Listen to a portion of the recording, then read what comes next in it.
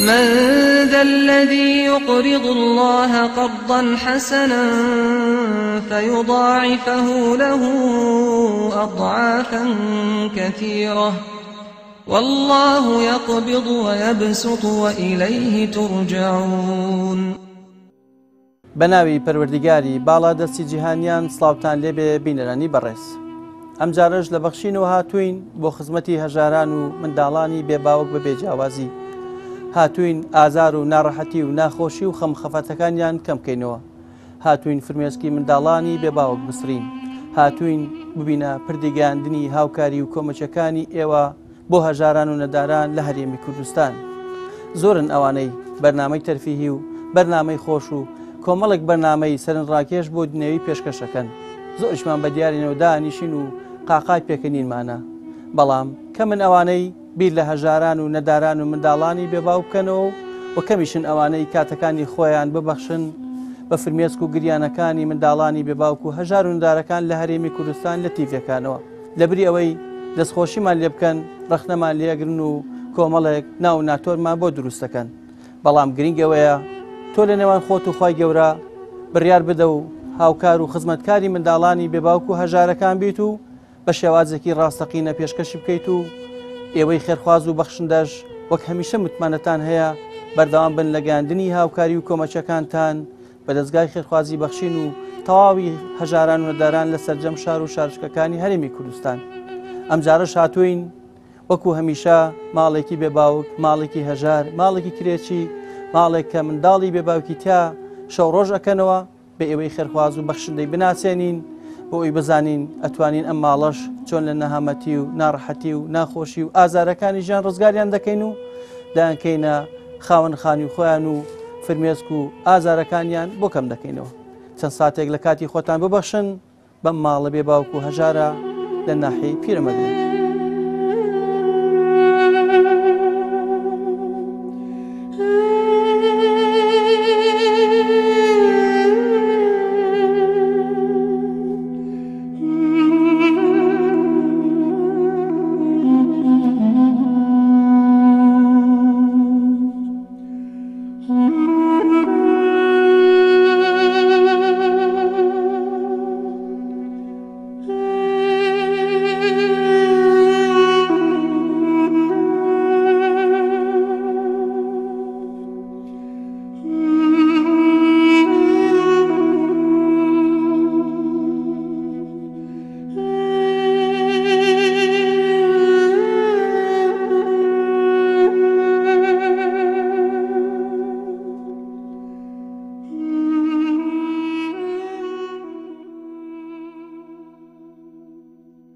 بنای خۆی گەورە میرەبان پێشەکی بە خێراتنی کەناڵی بەخشینەکەم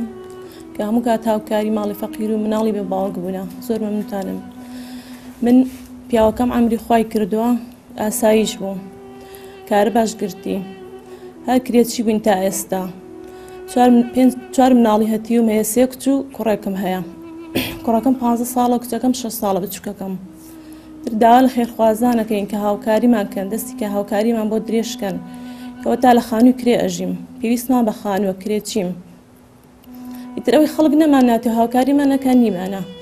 داوان لێکن کە یارمەتیمان بن، هاوکاریمان بکەن لەبەر خاتری خۆی گەورە ئەو مناڵە هەتیوانم.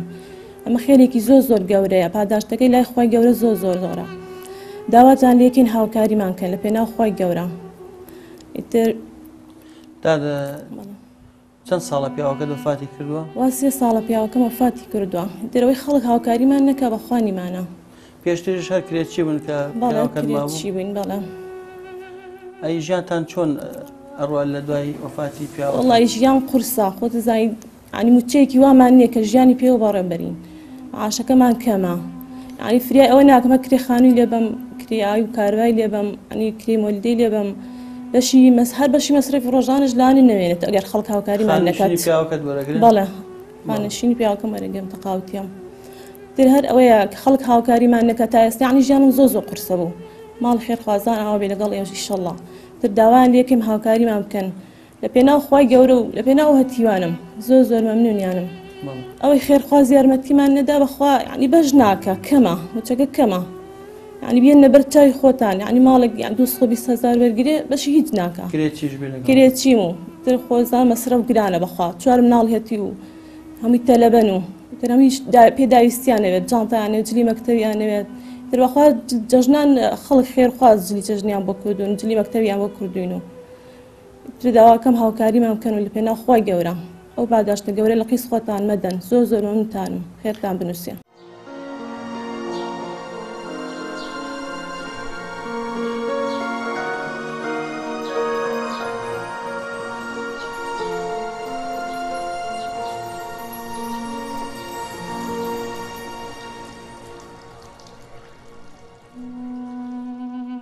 داوای خێر خوازانەکەین کە خانوویەکمان بۆ بکەن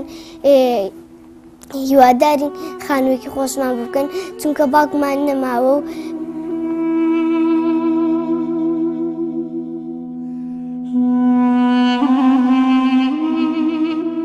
هاوکاریمان بکەن. بەخشین خێرخوازانی خۆشەویست لە ڕێگەی ئەم ژمارە تەلەفۆنانەوە دەتوانن پەیوەندیمان پێوە بکەن و ببەخشن تا بەخشین بەردەوام بێ. بەخشین 0 961 11 0 961 35 0 750 723 25 55 ژیان قورسە ئەگەر خێرخواز یارمەتیمان نەدا و بەشکن ئیشەڵڵا یارمەتیمان بن و مێدمان نەکەون و لەم کرێتێتێ نەجاتمان بن چۆنێک بێ لە دەمی خۆمانم گرتووە تۆ بە قەناعەت بەکارم هێناوە پارەکە کە سەرفترێکمان بوات یا خەڵکی خێری پێمان کردبێت تر بە قەناعەت بەکارم هێنا و تومە نابێ مەسرەوی زیادە بکەین نابێ وەکو جاران هەڵسوکەوت بکەین لەبەرەوەی باوکتان نەماوە ژیان قورسە لەبەرەوە تر مەجبورم دابینم کردووە بە هەر شێوەیەک بێ بەخوا ئەوەم کە تازە باوکی ئەمری خوای کردبوو هەرە گریانی سکێڵە کێشا تر وردە وردە ڕاها لەگەڵ ژیانەکە چی بکەین مەجبورین دەسەڵاتنی ئیشخوای گەورەیە یعنی ژیان قورسە دەسەڵات نییە جاری حەزیان لە جانتایەک بێیان نەمتوان بە ئەویان بۆ بکڕم یان جلێک بێ ئەویان نەمتوانێ بۆیان بکڕم تمە ئەوە گرانە و ئەبێ بە قەدەر بەڕێی خۆمان پێڕاکێشین یعنی ناتوانی وەکو خەڵکی کەبی چکە لەبەرەوەی ئێمە ژیانمان زیاتر قورسترا لە خەڵکی تر جاری وایە من 250 داوە بۆ مناڵانە بۆ مەکتەب تمە ئەو نەبەسە ڕۆڵی جەم پارەمان پێ نییە حەزیان لە هەموو شتی ناماڵی خۆش و ناماڵی جوانە و جلی جوانە و تومە نابێت ڕۆڵی ئێوە سەیری خەڵکی ترکەین ئەبێ سەیری ژیانی خۆمانکەین نابێت وەکو خەڵک ئێمەش هەڵسوکەوت بکەین چەندمان هەیە ئەبێ ئەوە بەکار بهێنین تر جاروە بەخوا کوڕەکەم جاروە 500 داوەتێ بۆ دەرەوە ئەگەر هەر بەقەدەر بەڕێی خۆمان پێمان ڕاکێشین ئەوەنەی هەمان بێ ئەوە بەکار بهێنین وڵا هیچ کاسبکارێکم نییە و کاسبکار کوڕەکەم جارێت تەمەنی ئەوەی نی ئیش بکات لەبەرەوەی چواریشیان تەلەبەن سێ کچوویە کوڕێکم هەیە یعنی هیچیان تەمەنی ئەوەیان نێ هیچ کاسبێ بکەن بۆ خۆشم ناتوانم لەبەر ئەم مناڵانە بڕۆم هیچ کاسبێ بکەم ئەگە بۆ خۆم بڕۆم کەس نیاگەی لە مناڵانە بێ ئیتر ژیانیش بە 5,000 و بە 10,000 و بە خێر و خێراتی ئەو ناڕوا بەڕێوە هەر بەشی ئەو لە مەسرەفەکەی ڕۆژانەی پێ بکەم خێریان بنووسێ ماڵیان ئاوا بێ کە هاوکاریان کردوین هەموو کاتێک بەس ژیان قورسە ئەبەوە ناڕوا بەڕێوە کرێتێتی قورسە یعنی ئەگەر خانی خۆم هەبێت کرێکە نادەم ناون ئاوێکیش بێ لە ماڵەکەی خۆم ئەی خۆم زۆر مەمنونیانم ئەگەر هاوکاریمان بکەن و چایەکیان لێمانەوە بێ ئومێدمان نەکەن ئیشەڵڵا وەڵڵا شتی ناماڵیش هەر ئەوانەی زووە کە پیاوەکەم مابوو ئەو شتانمان بە خوار بە قس هێنابوومان ئەو کاتەشە دەستمان کرد بوو بە قس ئەو شتانەمان هێناویش دەمێکە نزیکەی 12 ساڵە هەر شتە کۆنانەمان هەیە و ئیتر مناڵیش هەموو کەسێک یعنی هەموو کەسێک پێویستی بە شتی جوانە حەزی لە شتی جوانە و یعنی مناڵەکان حەزیان لێ کە توینە ماڵێکدا ئەو ماڵ خۆشە ڕزگە ئێمەش خانوویەکی ماڵێکی ئامان هەبوایە دمە خوا گەورەی ئیشەڵڵا خوا بەس کەس بە تەمای کەس بە جێ نایەڵێ خوا بە ڕەحمە ئیشەڵڵا خوا ڕۆژێک بێت دەرگایەکیش لە ئێمە بکاتەوانێ یعنی ئاوا دڵخۆشیم داو نەتەوانێ هەموو کات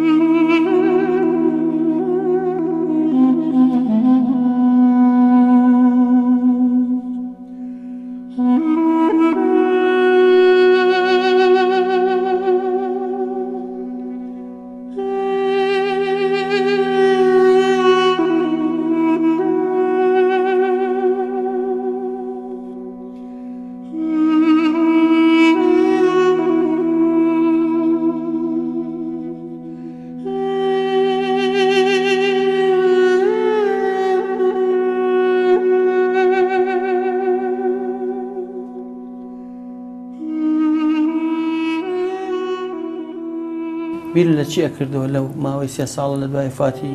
هاوسەرەکەت؟ وڵی زۆر ناخۆش ینی بیرم لەوە کردەوە جاری وا بوو ئەموو لانێ تا بمرم هەر لە ناو کرێچێتی بم لە ناو خانی ناخۆش بم لە نەهامەتیا بین بەڵام جاری وا شەیە بیرەکە ماڵم خی گەورە بە ڕەحمە خی گەورە کەس بەجێ نایەڵێ ئەنی من مێدم زۆر بەخوای گەورە هەیە کە هەموو کات فریامانەکەوێت ئەوە تا لەخوا بە زیاوی ئێوە هاتوون دەرگاتان لێ کردوینەتەوانێ و چاوەڕی هیمەتی ئەو خێرخوازانشین کە یارمەتیمان بن و هاوکاریمان بکەن وڵا ئومێدم زۆر بە خێرخوازانێ چکەمە یەکەم جار و ئاخیر جاریش نییە هەموو کات هاوکاری فەقیر و بێباوەک و کەم دەرامەتیان کردو هەموو کات لەبەر ئەوە ئومێدم پێیانە ئینشاءڵڵە هاوکاری ئێمە شەکەن و لەم کرێچێتی و لەو نەهامەتیە و لەم بێ خانوێتی ڕزگارمانەکەن ئینشاءڵڵە ئومێدم پێیان هەیە داوایان لێ یەکەم یارمەتیمان بن هاوکاریمان بکەن لە پێناو خۆی گەورە لە پێناو ئەم مناڵە هەتیوانم بەشکم ئینشاءڵڵە ئێمەش نەجاتمان بێ و ببین بە سەحابی خانی خۆمان زۆر مەمنونیانم و خوا پاداشتی بە خێریان باتەوە خی گەورە لێیان ڕازی بێ.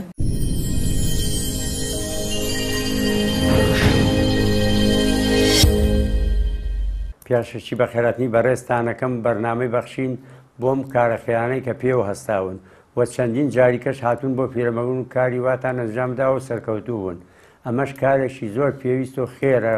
من لە نزیکەوە ئەمە دراوسێمە من لە خەرچیگە باشتر ئەزانم حاڵیان چۆنە لە خانووی کرێیان یارمەتی دەرێکی وایان نییە معاشێکی وایان نییە 4 مناڵی هەیە گەورەکان 15 ساڵێ ئەویکان چواردێ یەکیان 6 ساڵە دەوری 3 ساڵە لەم خانوویان بەکرێ ینی زەعیفەیەک و 4 مناڵ لێرە ئێوە هاتوون هاوکاریان بکەن وە خوا خێرتان بنووسێت وە بۆ ئەوەی کە ئێمەش لە مامەسانی بەڕێزما بیستووە ئەمانە پێویستی بۆوە خێرن و مستحەقیشن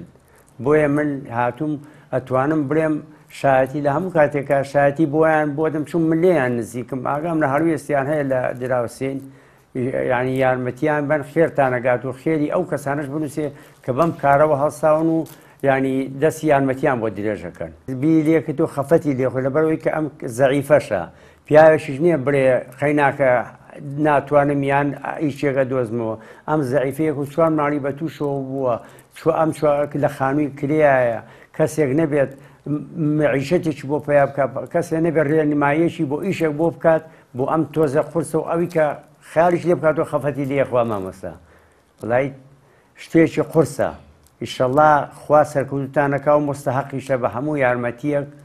خوا خێری ئەو کەسانش بنووسێت کە ئەم ئیشانە ئەکەن و کە یارمەتی خەڵگەیەن هیوادارم بەردەوام بن و لەو خێرە گەورەیە دەست نەچێشنەوە چوم ئەوەی کە من ئەیبینم کە مناڵێک لە خانووی ناخۆشا بێ بێهۆشنێک لە خانووی ناخۆشا بێ کە ئەچێتە خانوێکەکەی خۆشەوە ینی چ ڕووناچێک لە دڵایەتی چ هێزێک لە دڵایەتی ینی ئەو خۆشیە ئیشەڵڵا خوا پاداشتی سەبەبکارەکە شێتەوە ئەوی کە دەستی ئەڕوات ئەمە خێرێکی گەورەی و خێرێکی نەبراوەشە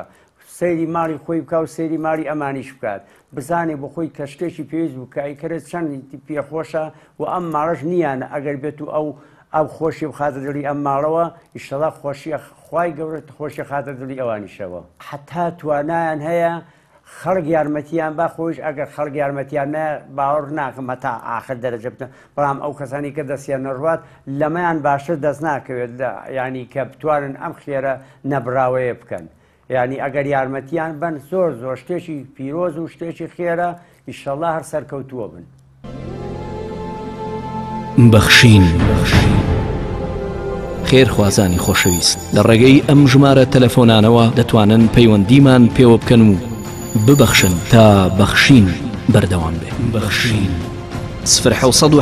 960 11 0 970 965 0 750 723 25 55. بسم الله الرحمن الرحيم حق حمده الصلاة والسلام على مبعوث رحمة للعالمين حبيبنا وقائدنا ومقتدانا محمد وعلى آله وأصحابه وأمته إلى يوم الدين.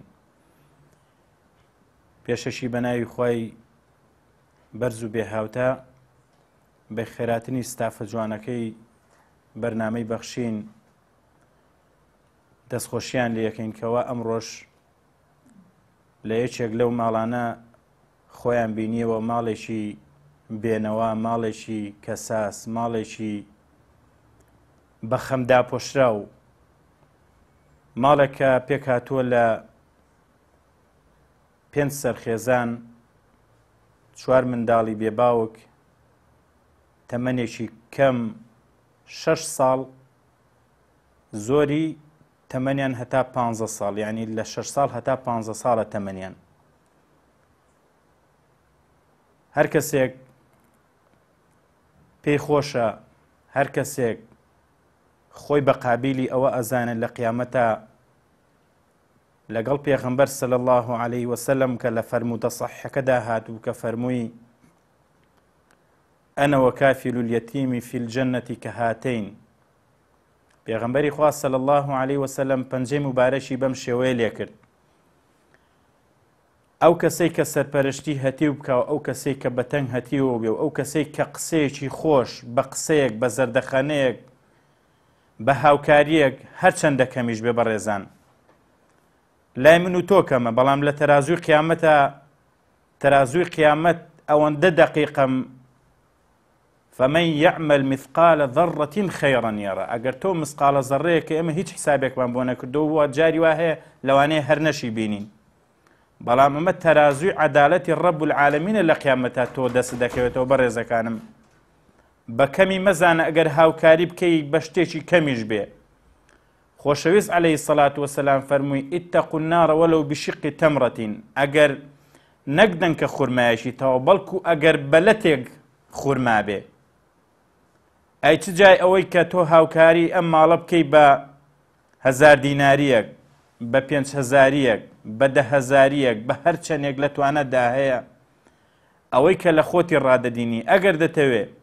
ئەگەر مەبەستە هاوڵی پێغەمبەر بی صلی الله عليه وسلم لە قیامەتە، خۆشەویستەکانم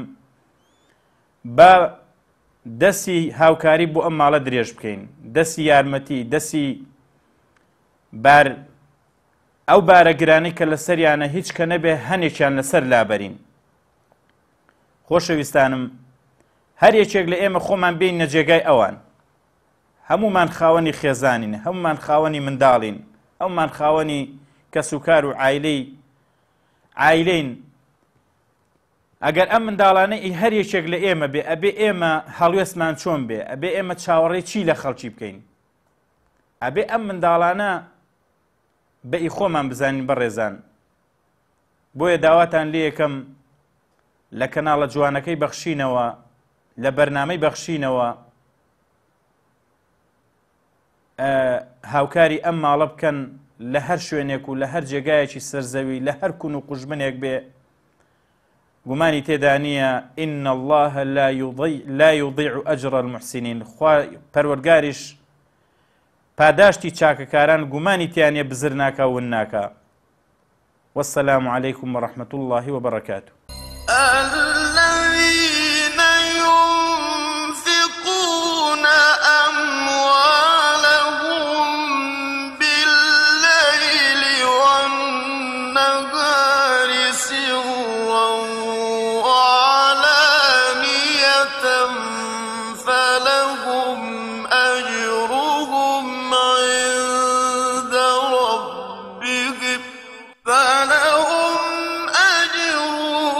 عند ربهم ولا خوف عليهم ولا هم يحزنون. ئەوانەی کە ماڵ و دارایی خۆیانە بەخشن بە شەو و بە ڕۆژ، بە پەنهانی و بە ئاشکرا، ئەوانە هەر پاداشتیان لای پەروەردگاریانە و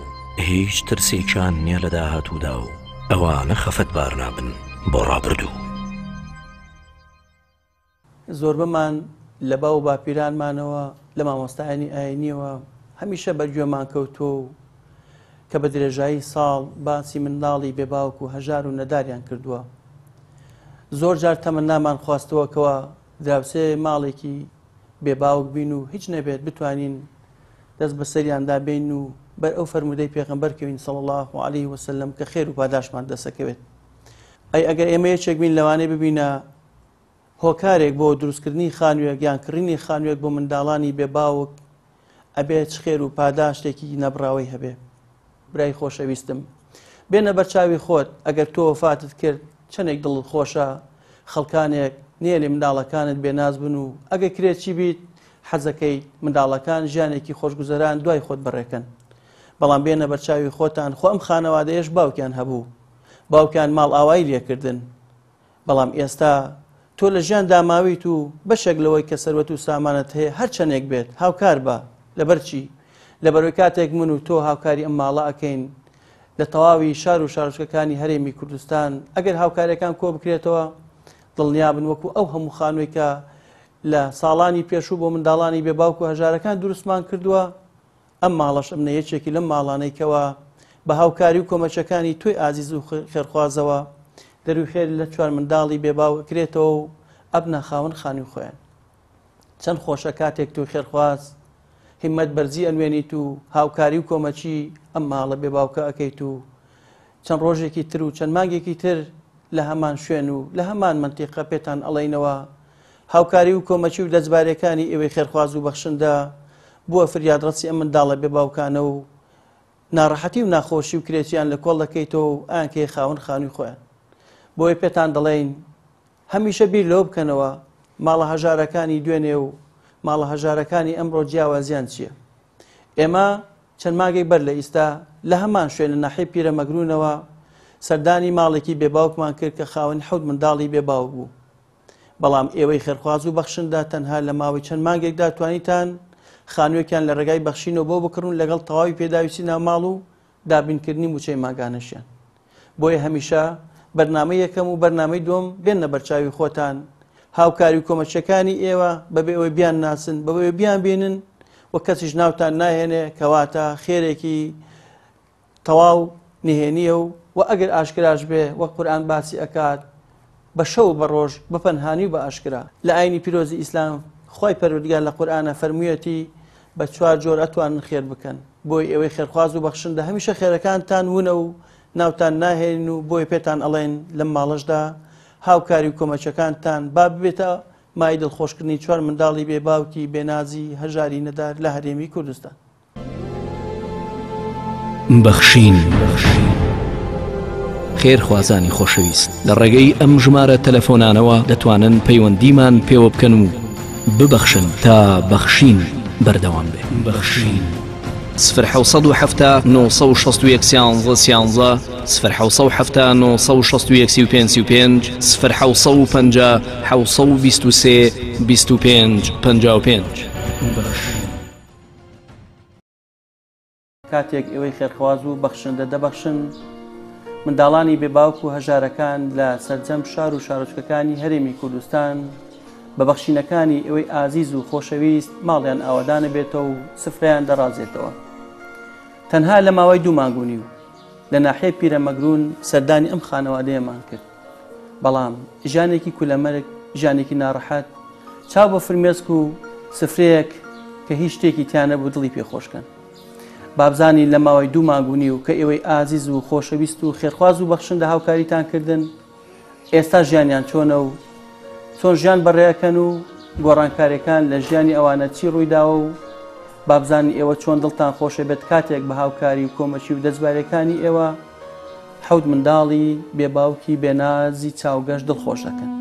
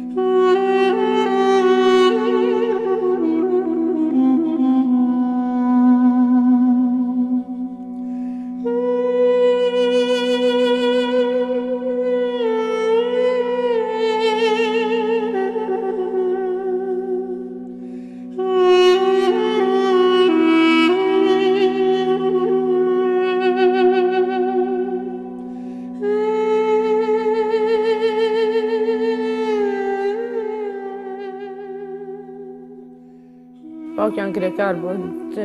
ئیشی نەبوو هیچ نەبوو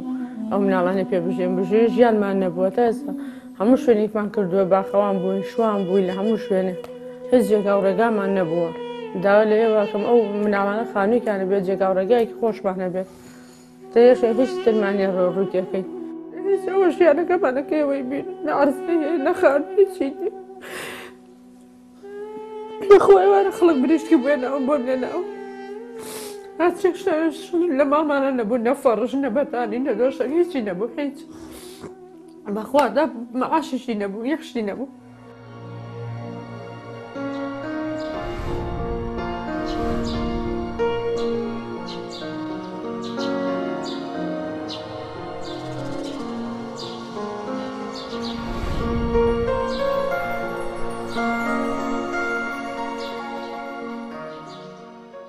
یەکەمجار ژیانمان زۆر ناخۆش بوو شوێنێکمان نەبوو کە ئیستراحەت پیاکەین ژیانێکی زۆر ناخۆشمان هەبوو لە خانوویا بووین پێشتر هاتی نێرە شوو لەخوا بەزای سا دڵمان زۆر زۆر خۆشەیە کێشەمانی لە هەموو شوێن هەوت شتە هەمانە کەس بەخوا خانووی ئاوای نییە خانوویکی ئاوە خۆش بڕۆ پیرەمەگرون ڕێ خانوویکی هەرکیانی خۆش بێ وەگەوەیەم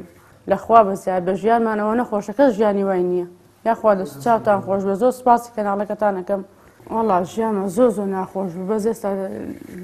کە ئێوە هات بۆ خانوو کۆنەکە هەمووی بلۆک بوو ژیانمان زۆر ناخۆش بوو هەموو ڕۆژێک کرێمانەدا و شتمانەدا سا لەخوا بەزایە ئەیمانی کەشە شتمانی هەموو شتێکمان هەیە لەو خوا بەزای بەخوا دەرگا لە ئێوەش کاتەوە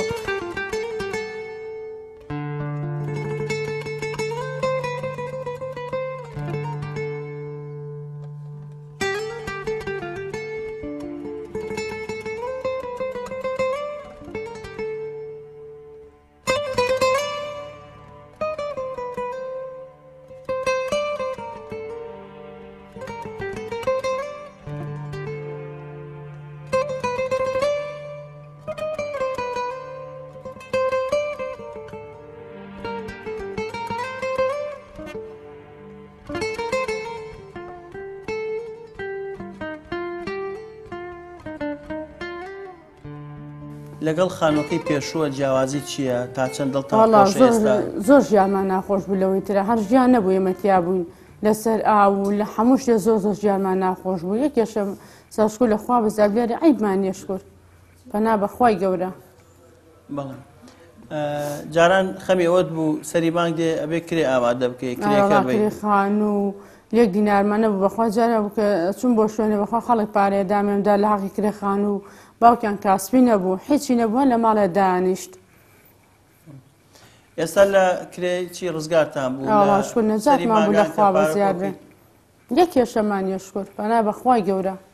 ئانە خانەکەی ناوی خانەکە زۆر گەورەیە یەک کێشەمانیە کە موکوڕیمانیە شکر هەموو شتێکمانەیە لەخوا بەزیاد بێ یەک کێشەمانیە شکر زۆر دڵیان خۆش بوو نوێژ گیانەکەن هەموو شتێکیانەکە لە خۆشیاخەری شتێتە بوون ئەمان ئەو شۆ هەر نەخەوتن تا باین بەسەڵ بەڕین لە خۆشیە ئەی شکوریتە نەجات ماوە لە کۆڵ کرێکی بووینەوە لە کۆڵ هەموو شتێ بووینەوە شکر ئێستا بخۆم ئێستا ئیسراحەت ماکرد سەرمان کەسەر کردوێتی دا دانیشتوین نەکرێ خانووە دەین نەخبارەی ئاو کارە باوشتە دێن یەک کێشەمان شکر لەخوا بەزیاد بێ پێشتر ناماڵێکی ئۆتۆتان نەبووە ناوەڵا هیچ نە دۆشەک نە بەتانی هیچمان نەبوو لە پێی ئێستا چیتان هەیە وەڵا شو لەخوا بەزیاد بێ هەموو شتێکمان هەیە ئێستا یەک کێشەمانیە بایە هەمانە ڕۆن و برنج و هەموو شتمان هەیە لەخوا بەزیاد بێ ئامارەزمان هەیە کەوانتەرمان هەیە غەسالەمان هەیە هەروە بێتەوە بەرمیلە نەوت و مجەمیدە و غاز و هەموو شتێکمان هەیە لەخوا بەزیاد بێ یەک شتمان نخستانی شکر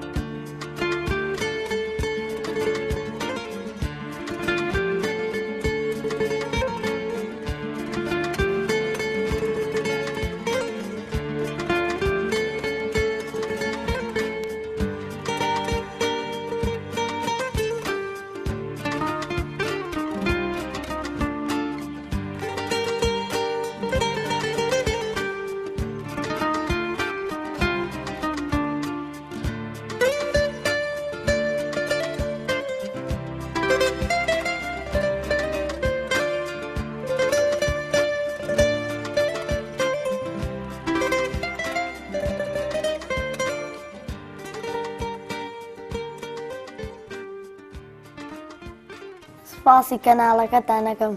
بۆ کەناڵی خێرخوازە حەزمان دڵمان زۆر بۆ خانوو خۆشەوە ئێوە بۆ ئێمەتان کردووە سپاسی کەناڵەکەتانەکەین ئێستا ئێوە هاتوون بۆ لای ئێمە سڵاو ڕێزم هەیە بۆ ئێوە هەڵا شتی خۆشیان بۆ کردین و فەرشیان بۆ کردین غەسالیان بۆ کڕیون ئەو هەموو شتیان بۆ کڕین بەخوا حەچی شتی ناماڵە بۆیان کڕیوین سپاسی خێرخوازانی ئێراکەم کە ئێستا هاتوون سڵاو ڕێزم هەیە بۆیان هەمویان سڵاو ڕێزم هەیە بۆ هەر هەمویان سڵاو ڕێزم هەیە بۆ خێرخوازان کە مەعاشمانە دەن شتیان بۆ دابینکردین سڵاو ڕێزم هەیە بۆ هەموو کەناڵی خێرخواز ئەوکەی ژیان بووی متیابوون لەو خانووە ناخوا ژیانمانە بە ژیانمان زۆر ناخۆش بەستا شو لێرە هەموو ڕەنگ و ڕیان گراوتە ماشەڵڵی گوڵن هەمویان ئارە وەڵڵا لەخوا بەزا چی لە دڵما بوو هەموو یەخشتم لە دڵی خۆمان نێشتۆتەوە ئێمە بەس کێشەمان خانووەکە بوومە خوای خانوویەک بێ مناڵەکانی تێدا ئیسراحەتکەن یە کێشەمان نییە لە شتی ناو ماڵ و لە هەموو شتێ یەکەم جار کە مقابلەمان کردن بە خەیاڵدا هات خانوویەکی ئاوا گەورەی خۆشتان بۆ بەخوا زۆر باوەڕم ناکەم من جار بە شوراکانم خوا کاکە تۆ بڵێ خانوویەکی ئاوا خۆشمان هەبێ هیچ کە نەچی نەکرێتیەوە وەڵام لەگەڵ شوبراکانمان هاتین سیرمان کرد کوڕێک بێمەوەتی شکول لەخوا بە زاوی خانووەکەتانەوە بە ئەو شەو هەر نەخەوتی لە خانووەکۆنەکەی ئەولا لە خۆشیان نەمانزانچەوە من دخوا کە ئاباسمی هەبڵ بازوو چینە خانووەکە کەچی لەگەڵان هاتین سیرمان کرد بەقە هەموو دنیا دڵم پێی خۆش بۆ من لە ژیان مەقەت خانووی ئەوان نەدیوە ئەمە تا باوکیان مابوو هەر کرێکی بوون لەو خانوو بۆ ئەو خانوو لەو شوێن بۆ ئەو شوێن ژیانی خۆشمانە بوو کە ئیسراحەتی تیا بکەین لەسا شکول لەخوا بەزیاد بێ لە خانووی خۆش و لە ناوماڵ هەموو شتێکمان کەم نێش و لەخوا بەزیاد بێ یەک کێشەمان نییە بە خۆمان تێدا دانیشتوین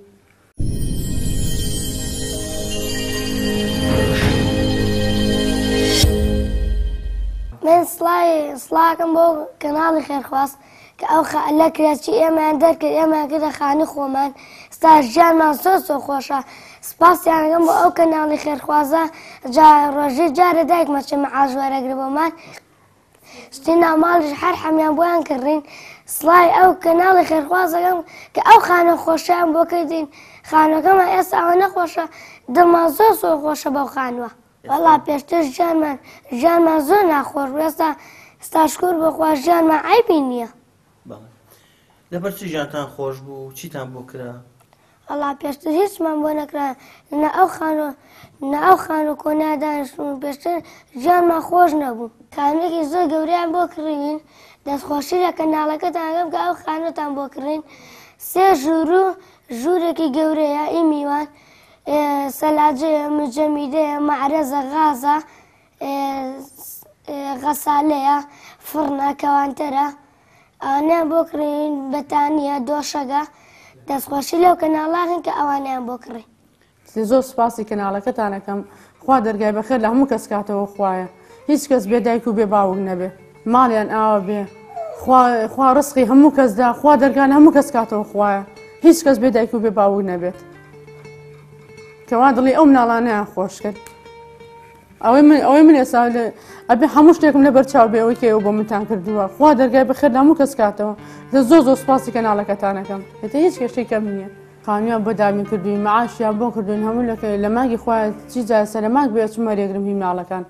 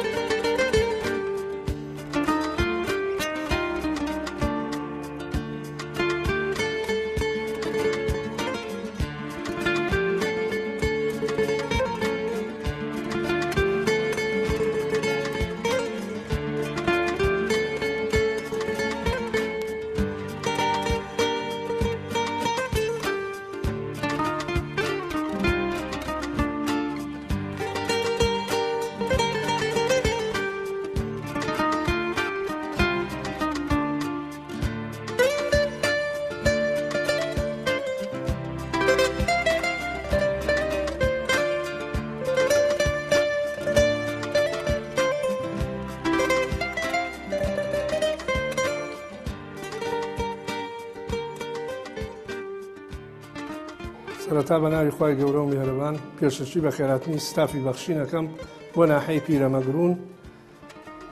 دوای ئەوەی ئێمە ئاگادار کراینەوە وەکو نووسینگەی پیرەمەگرونی دەستگای بەخشین ئاگادار کراینەوە کە ماڵێکی هەژاری زۆر فەقیر هەیە کە پێک هاتوون لە دایشێک و حەو منداڵی بێباوک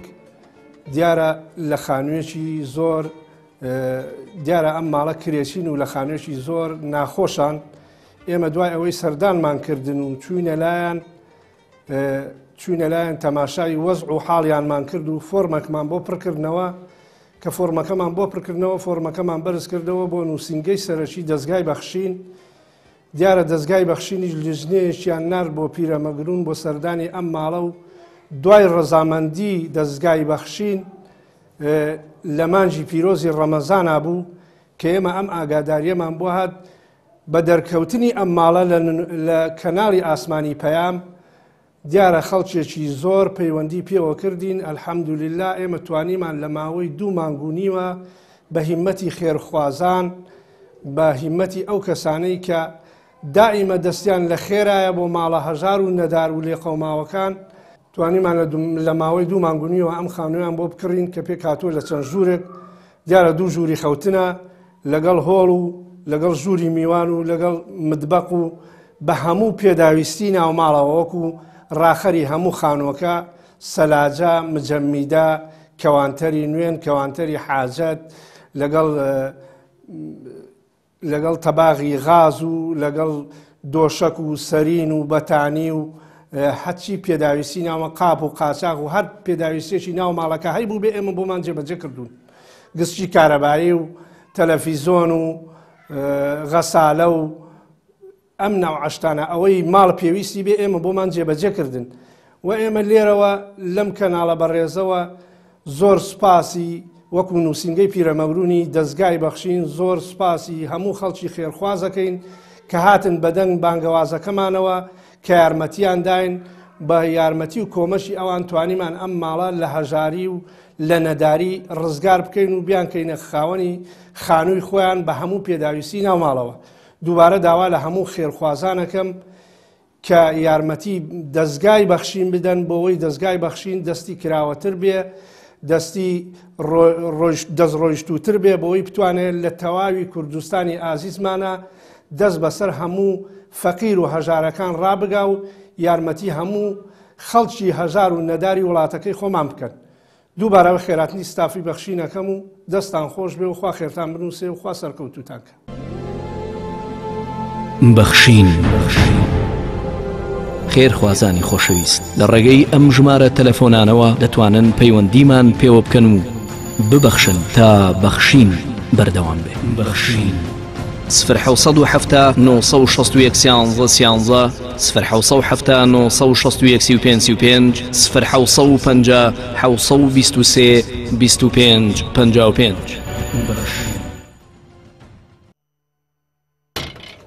4 ساڵ جارێک لە هەرێمی کوردستان لە کاتی هەڵبژاردندا لە کاتی پرۆپاگەندەدا باز لەوە ئەکرێت هەژاران و نەداران و بەعام لە هەرێمی کوردستان خۆشگوزەرانی ڕوو لە خەڵکانێک دەکات ئەگەر ئەم حزب یاخودە و حزب دەچێت. بەڵام کاتێک کە دەرەچن زۆرن ئەوانەی کەوە بەڵێنەکانیان نابەنە سەر و هەژاران و نەداران و منداڵانی بێباوکیان هەر لە خەیاڵ نییە. بەڵام خێرخوازانێکی وەکو ئێوەی خێرخواز و بەخشندا بەبێ ئەوەی ناوتان بێنین بەبێ کەس بتان ناسێ بەبەوەی هیچ خزماتێکتان لەگەڵ هەژاران و نەداران هەبێت لە ڕێگای دەستگای خێرخوازی بەخشینەوە ڕۆژ لە دوای ڕۆژ هەژاران و نەداران لەسەر دەستی ئێوە و بە هاوکاری و کۆمەچەکانی ئێوە دڵخۆشە بن و لە خانووی کرێ و لە ناڕەحەتی و ناخۆشەکانی ژیان خەندە و خۆشی و خۆشگوزەرانیان بۆ دەگەڕێتەوە. بۆیە پێتان دەڵێن ئەو ئێوەن دەتوانن گۆڕانکاری لە ژیانی هەژاران و نەداران بکەن، ئەو ئێوەن دەتوانن فرمێسکی منداڵانی بێباوک بسڕن، ئەو ئێوەن دەتوانن لە هەرێمی کوردستان ڕێژەی کرێچی کەم بکەنەوە. بۆیە پێتان دەڵێن مژدەتان لێبێت هاوکاری و کۆمەچەکانی ئێوە تەنها لە ماوەی 2 مانگونی و 7 منداڵی چاوگەشی بێنازی کە لە خانووی کرێچی ژیانیان بەسەر دەبرد کردتانە خاوەن ئەم خانۆ و تەواوی پێداویستی ناماڵ و موچێ ماگانەشیان. بۆ لێرەوە سوپاس و پێزانینمان بۆ تەواوی خێرخوازان لە سەرجەم شار و شارۆچکەکانی هەرێمی کوردستان کە توانیان حەوت منداڵی بێناز بکەنە ئەم خانووە و لەگەڵ تەواوی پێداویستی ناوماڵ. دووبار و سێبارە سوپاس و پێزانینمان هەیە و خی پەروەردگار پاداشتی بەخێرتان بداتەوە و هیوادارین بەردەوام بن لە خێر و چاکە لەگەڵ هەژاران و نەداران لە هەرێمی کوردستان.